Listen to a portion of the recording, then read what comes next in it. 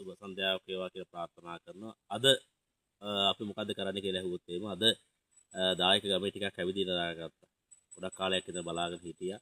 කාලයක් ඉදහස විවේකයක් තිබෙන්නේ. අද දවසේ දායක ගමේ පවුල් කීපයක හරි ඒ වගේම දුක් වෙලා බලන්න ලෙඩ දුක් වල ඉන්න අය ඉන්නවා. පාසලට එන්න බැරි පරණ දායකයෝ ඉන්නවා. ලෙඩ දුක් කරදර බාධා වලටපත් වෙච්ච අය. දහම් පාසල ළමයි එන එකත් අඩුයි දැන් එන්නේ දැන් අතරම ගත්තොත් එහෙම මේ සමාජ ක්‍රමේදී මුලදා ගොඩක් ඒවා වීකිලා යන කාලයක් නේ විශ්වාගමෙන් ඈත් වෙන කාලයක් නේ.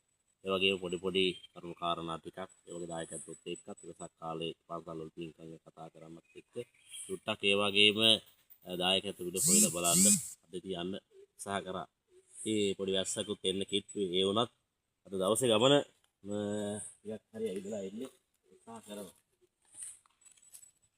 දායක ගමේ පවුල් ඒ වගේම ටිකක් බොහොම දුරින් ඉන්නේ. ඒ වගේ හරි සුන්දර එයා දුෂ්කර ගම්මානයක්.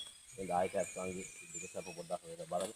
එයාලත් ඒක වචනයක් එහෙම කතා බතා කරාට පස්සේ පාසල ගැන හිතවිලි වැඩි වෙනවා. පිටට දහවනට පොඩ්ඩක් වැඩි වෙනවා. ඒ වගේ ගොඩක් වෙලාවට මේ දුවා දරු එකක් කාලවලට මේ කූඩු හදරේවට දහම් පාසලට ඒ පොයඩ සටහන්ට ඒවට මට යොමු කරගන්නත් හැකියාව තියෙනවා. ඉස්සර නම් මිනිස්සු පන්සල් එනවා ආගම දහමට ලැබි දැන් එන්නේ මේ සමාජ ක්‍රමේ සංකීර්ණ වෙනත් එක්ක සංකර වෙනත් එක්ක මිනිස්සු ආර්ථිකය පස්සේ වගේම ළමයි අධ්‍යාපන පස්සේ දුර කොටත් පන්සල් අතහරින එක නෙවෙයි ලේසිම ක්‍රමය.